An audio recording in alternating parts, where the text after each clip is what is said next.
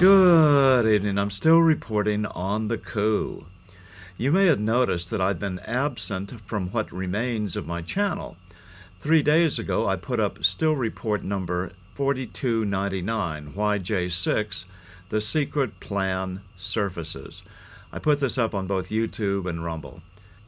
It has done remarkably well in my post-YouTube era, which has been the last 29 months now.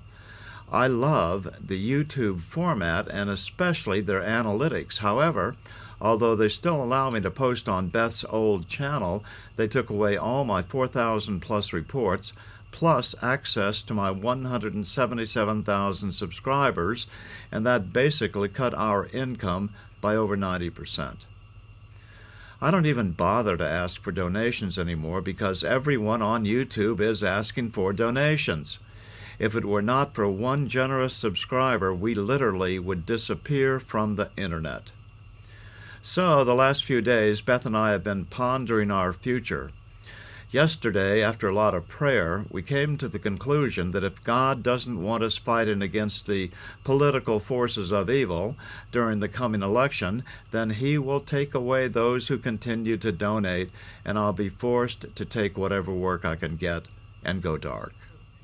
But until then, I decided to resurrect some of my old reports if I could find them. Thanks to the hard work of the ever-brilliant Stephen Wilson, I discovered that almost all my old reports have been saved by his diligence. So I'm going to put up a few of the old ones now that I have access to them. If you have any internet-related problems or setting up websites, contact Stephen at neverlostmarketing.com.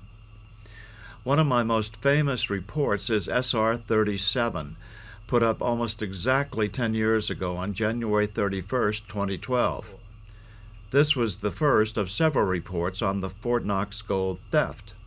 This was eventually picked up by the History Channel and still plays on their reruns several times a year.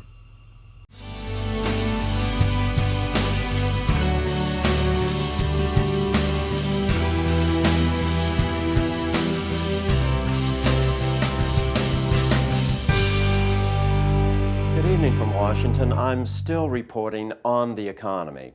Well, finally, after 30 years of beating on various doors, the History Channel has finally taken notice of the Fort Knox gold story.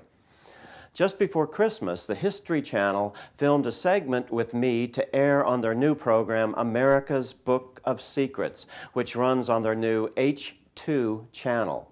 It will air this Saturday night, February 4th at 10 p.m. Eastern, 9 p.m. Central on H2. I first reported on the Fort Knox gold scandal in 1980 when I was running a small newspaper here in Loudoun County, Virginia.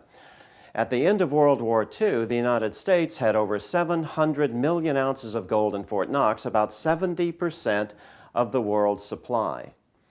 This was the greatest treasure of gold ever amassed in human history. So to protect it, Congress ordered that a physical audit of the gold be done every year, annually.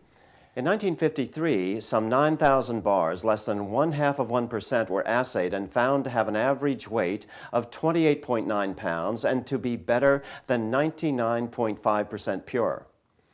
But mysteriously, in direct violation of federal law, 1953 was the last time this, the greatest treasure in gold ever amassed, was audited. Since then, the Treasury has merely given us their best guess at the gold reserves remaining. They claim that by 1959, only 558 million ounces remained, and by 1971, only 291 million ounces. Today, Treasury still claims that 150 million ounces of gold remain in Fort Knox. Interestingly, 1959 was the year author Ian Fleming published the James Bond novel Goldfinger. Fleming was a highly placed operative in the British intelligence services during World War II and the grandson of British financier Robert Fleming, whose merchant bank was later sold to J.P. Morgan Chase in 2000. Goldfinger, of course, later became a James Bond movie, which depicted a plot to steal all the gold out of the massive subterranean Central Core Vault in the basement of Fort Knox. Here is a hand-drawn depiction of the Central Core Vault drawn by the former Commanding General, Lieutenant General John L. Ryan.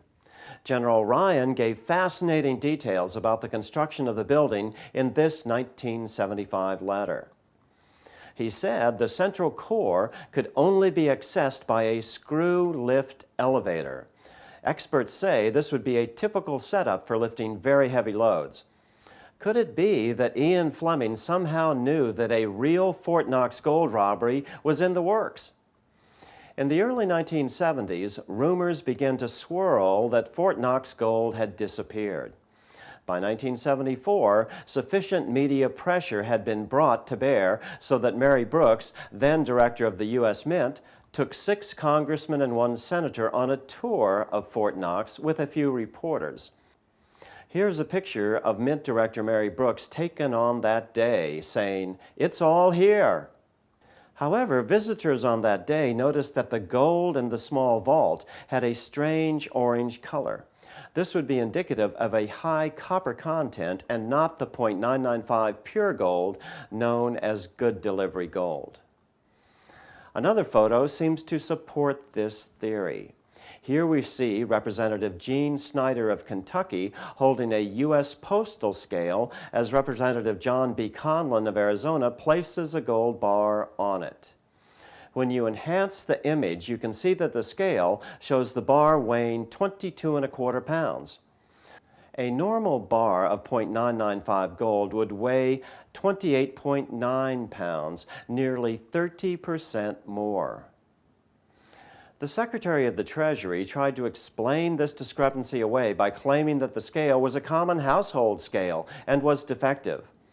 The photo shows, however, that this was an official postal scale, typically accurate to less than 1 ounce. As a reporter, I knew in 1980 that the U.S. government was hiding something big. But at that time, I too believed that a return to gold money was a good thing to do.